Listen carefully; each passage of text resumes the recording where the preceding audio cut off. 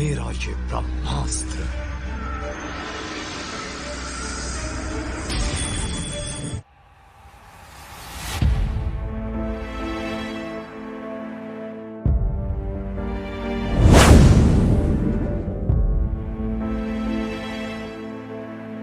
आज आम भिडियो जाना जदि अर्जुन एवं मेघनाद जी थे इंद्रजित रावण को पुत्र भर जदि युद्ध होता ताले किए जीति था।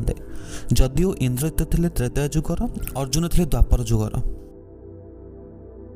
इंद्रजित थे रावण पुओ एवं पिला बेल नाम था मेघनाद। से जेहेतु इंद्र को परास्त करते तेणुक नाम इंद्रजित होता। केवल इंद्रजित पाखे तीनोटी मारात्मक अस्त्र था, ब्रह्मास्त्र, पशुपति अस्त्र, वैष्णवस्त्र।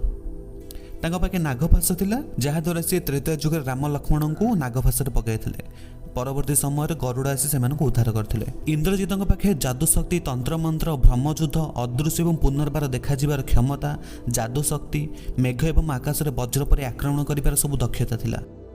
जेहेतु इंद्रजित राक्षस वंशर तेणुक बहुत शारीरिक क्षमता एवं शक्ति थिला।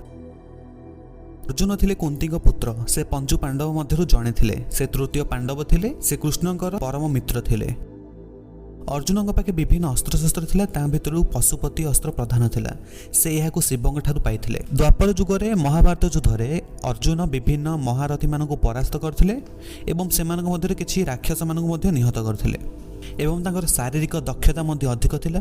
किंतु जेहेतु से थले मनीष किंतु इंद्रजित थे जड़े राक्षस, तेणुक इंद्रजित शारीरिक दक्षता अधिक थिला। एवं जदि काल्पनिक भाव आम तो कहीपर जब युद्ध हो पारि था तेज इंद्रजित ही विजित होता। कहीं इंद्रजित पाखे विभिन्न मायावी गुण थिला। से बादल रुचि रही युद्ध करने और विभिन्न ब्रह्मयुद्ध करें, किंतु अर्जुन कौन केवल रथर युद्ध कर महारथी थे। तेणुक जदि युद्ध होता इंद्रजित जीति था। भिडियोटी भल लगी भिडियो को लाइक करूँ, शेयर करूँ एवं मो चैनल को सब्सक्राइब करूँ।